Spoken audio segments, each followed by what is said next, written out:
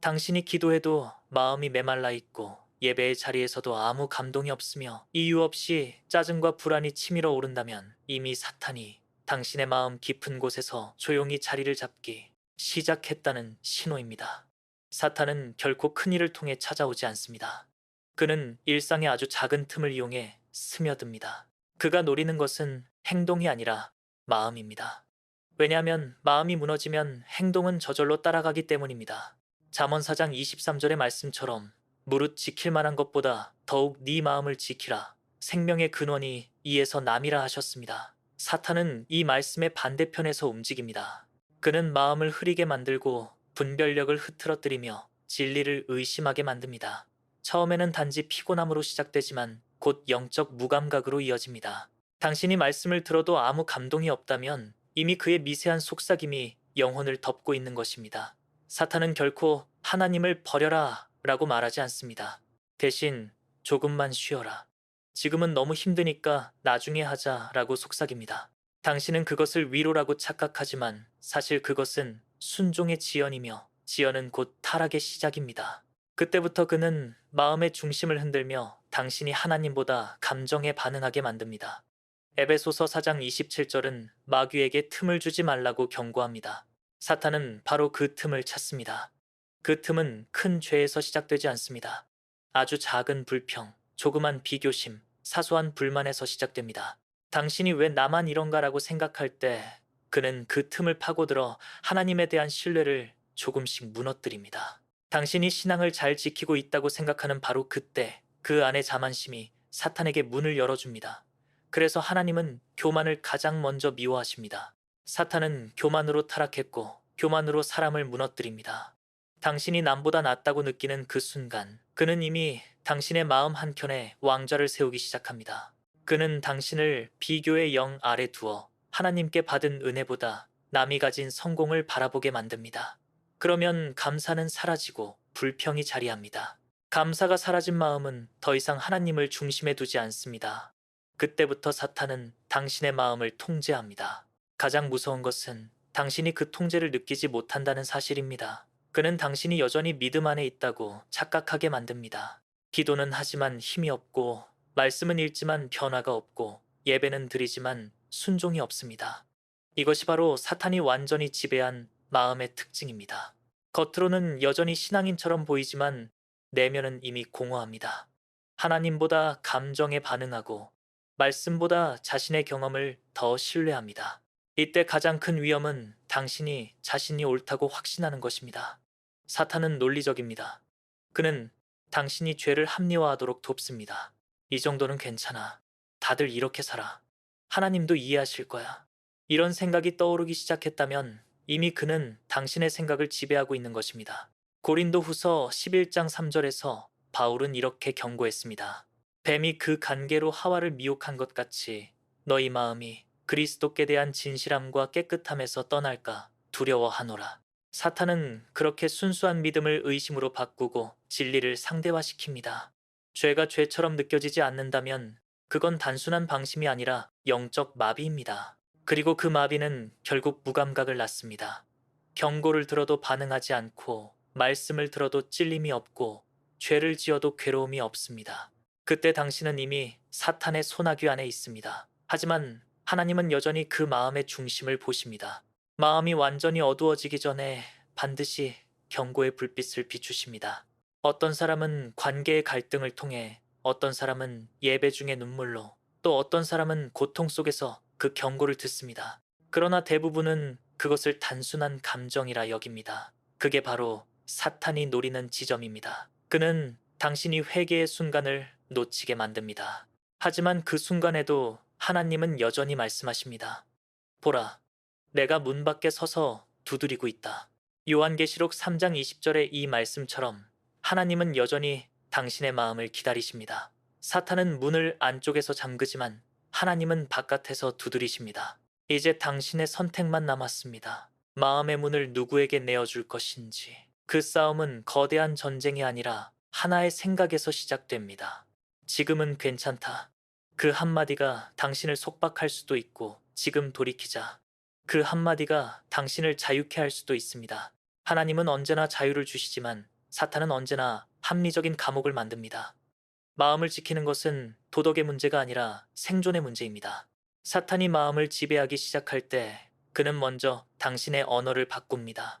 말 속에 불평이 섞이고 판단이 늘어나며 사랑보다 비난이 앞섭니다. 야고보서 3장은 이렇게 말합니다. 혀는 곧 불이요 불의의 세계라. 사탄은 그 불로 관계를 태우고 공동체를 무너뜨립니다. 당신이 말을 통해 누군가를 상하게 할 때 그것은 단순한 감정의 폭발이 아니라 영적 전쟁의 결과입니다. 이제 당신이 싸워야 할 전장은 마음의 깊은 곳입니다. 그는 여전히 거짓으로 속삭이고 있습니다. 너는 이미 너무 멀리 왔어. 너는 용서받기엔 부족해. 그러나 기억하십시오. 십자가는 사탄의 가장 큰 패배의 상징입니다. 당신이 회개하는 순간 그의 권세는 무너집니다. 마음을 되찾는 것은 과거를 지우는 일이 아니라 주권을 되돌리는 일입니다. 사탄에게 빼앗긴 자리를 하나님께 돌려드릴 때 진정한 평안이 찾아옵니다.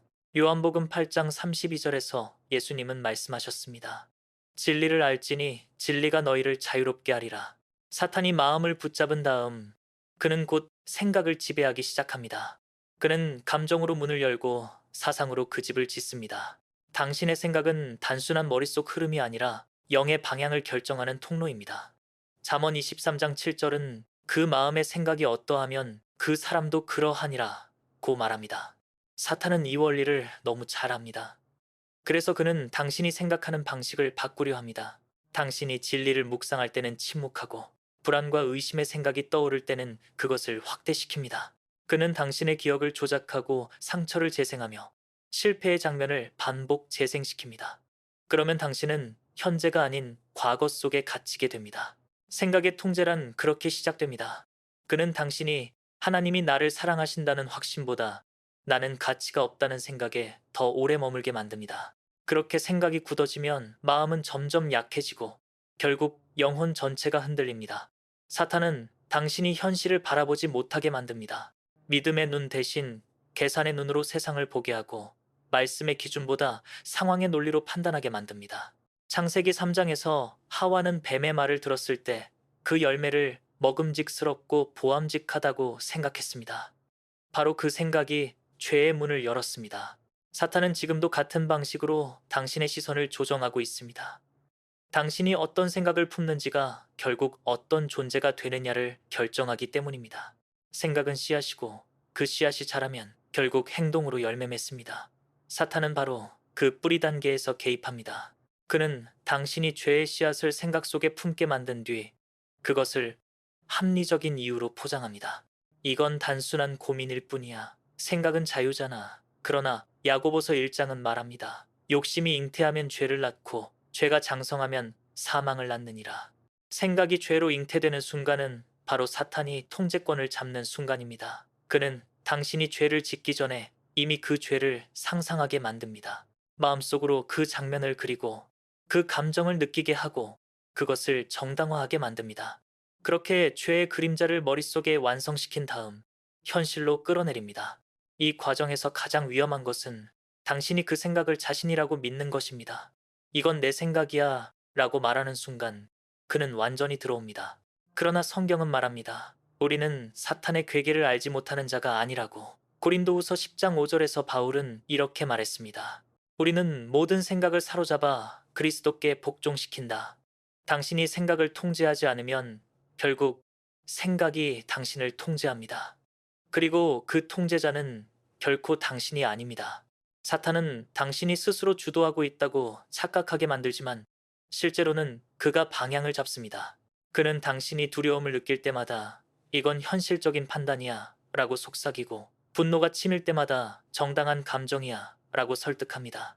그는 감정과 생각의 경계를 흐리게 만들어 이성의 판단을 무너뜨립니다. 그래서 당신이 이길 수 있는 유일한 길은 말씀으로 생각을 세우는 것입니다. 로마서 12장 2절은 이렇게 말합니다. 너희는 이 세대를 본받지 말고 마음을 새롭게 함으로 변화를 받아 하나님의 뜻이 무엇인지 분별하라. 변화를 만드는 것은 감정이 아니라 말씀에 근거한 생각의 갱신입니다. 당신이 하루 중 무엇을 묵상하느냐가 당신의 영적 방향을 결정합니다. 사탄은 그것을 알기 때문에 당신의 집중력을 파괴하려 합니다. 말씀을 읽을 때는 졸음이 오고, 기도하려 하면 다른 생각이 떠오르고, 묵상하려 하면 스마트폰 알림이 울립니다. 단순한 산만함이 아니라 전략적인 공격입니다. 그는 당신이 진리의 생각에 머무르지 못하게 만드는데 집중합니다. 그러다 보면 당신은 말씀보다 세상의 정보에 더 익숙해지고 하나님의 음성보다 사람의 의견을 더 신뢰하게 됩니다. 그것이 바로 생각의 지배입니다. 사탄은 당신의 생각을 통해 인생의 방향을 조종합니다. 그가 조용히 당신의 사고방식을 점령하면 당신은 스스로 선택한다고 믿지만 사실상 그는 이미 목적지를 정해두었습니다. 이때 가장 중요한 것은 즉각적인 분별입니다. 이 생각은 어디서 왔는가? 라는 질문을 던질 수 있어야 합니다. 그 생각이 두려움과 절망을 불러온다면 그것은 하나님이 주신 것이 아닙니다. 디모데후서 1장 7절에서 하나님은 말씀하십니다. 하나님이 우리에게 주신 것은 두려워하는 마음이 아니라 능력과 사랑과 절제하는 마음이다. 두려움은 사탄의 언어이고 절제는 성령의 언어입니다. 당신이 매일의 생각을 점검할 때 그 기준을 감정이 아니라 진리로 두어야 합니다. 사탄은 언제나 현실적인 말로 당신을 설득하지만 하나님은 언제나 불가능 속에서 믿음을 요구하십니다. 그래서 믿음은 이성보다 높고 순종은 논리보다 강합니다. 당신이 말씀을 기준으로 생각을 붙잡을 때 사탄의 전략은 무너집니다. 그는 당신이 생각해보자 라는 말 속에 갇히길 원하지만 하나님은 말씀대로 하라고 명령하십니다. 지금 당신의 생각 속에서 진행되는 이 싸움은 단순한 내적 갈등이 아닙니다. 그것은 영적 전쟁이며 승리의 열쇠는 말씀의 자리에서 시작됩니다. 생각을 성령께 복종시킬 때 그 순간 사탄은 더 이상 머물 자리를 잃습니다. 당신의 마음이 진리로 세워질 때 생각은 새로워지고 생각이 새로워질 때 인생은 완전히 달라집니다. 이것이 바로 하나님이 주시는 진정한 자유입니다. 이 사역은 깨어있는 영혼들을 세우기 위한 작은 등불입니다. 당신의 기도와 멤버십 후원이 이 불빛을 지켜줍니다. 하나님 나라를 세우는 동역의 손길로 함께 해주세요. 오늘 영상이 당신의 마음을 흔들었다면 그건 하나님께서 지금 당신을 부르고 계신다는 뜻입니다. 깨어있는 자로 서서 이 세대의 어둠 속에 작은 빛이 되어주세요. 구독과 좋아요는 이 메시지가 더 많은 영혼에게 닿을 수 있도록 돕는 통로가 됩니다. 그리고 당신의 생각과 깨달음을 다른 분들과 공유할 수 있게 댓글로 남겨주세요. 당신의 한 문장이 또 다른 영혼을 깨울 수 있습니다.